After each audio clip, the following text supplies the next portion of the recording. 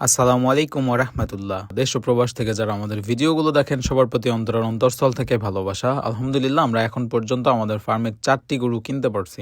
ভিডিওটা গতকাল আমরা চৌবাড়িয়া হাটে গিয়েছিলাম গরু কেনার জন্য এবং চোখ বন্ধ করে নিয়ত করে গেছিলাম যে আজকে ফার্মটা ফিল আপ করবো ইনশাআল্লাহ। লাস্ট কয়েকদিনে ভারী বৃষ্টিপাতে আমরা তেমন ভাবে কোনো গরুর হাটেই যাইতে পারি নাই। আর দেশের দক্ষিণাঞ্চলে বিশেষ করে চট্টগ্রামের কয়েকটা জেলা বন্যায় প্লাবিত।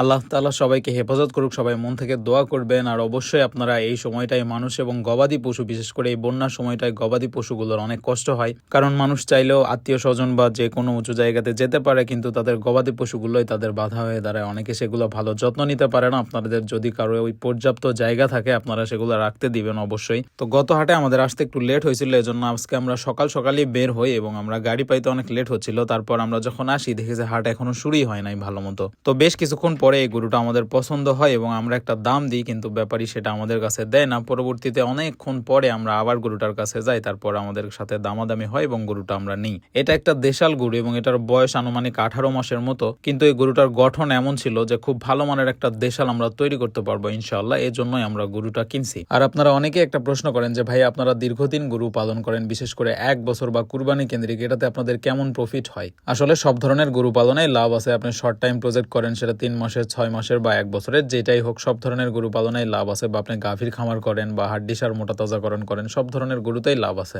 এটা টোটালি ডিপেন্ড করে আপনার ম্যানেজমেন্টের উপর, কারণ সবাই যদি 3 মাসের প্রজেক্ট করে তাহলে আপনি কুরবানিতে ভালো গরু পাবেন কোথায় কুরবানি দেওয়ার জন্য? তো এখানে এক একজনের প্রজেক্ট এক এক রকম, যে যার মতো প্রজেক্ট নিয়ে কাজ করে। আপনার এলাকায় যেটা চাহিদা বেশি বা আপনি অনায়াসে বিক্রি করতে পারবেন বা আপনার সুবিধা হবে, আপনি ওই প্রজেক্টটাই করবেন। লাভ কম বেশি সবগুলোতেই আছে। এই যে গরুটা দেখতেছেন, এই গরুটার দাম আমরা 1,10,000 টাকা দিয়েছিলাম, কিন্তু ব্যাপারী এটা পরবর্তীতে 1,15,000 তো কিনে নেয়, আমরা সুযোগ পাই নাই। তো এই গরুটার গ্রোথ প্লাস সবকিছু মিলায় আমরা যদি এটা 1 বছর রাখতাম তাহলে আমরা অনায়াসে এটা 2.5 লক্ষতে বিক্রি করতে পারতাম।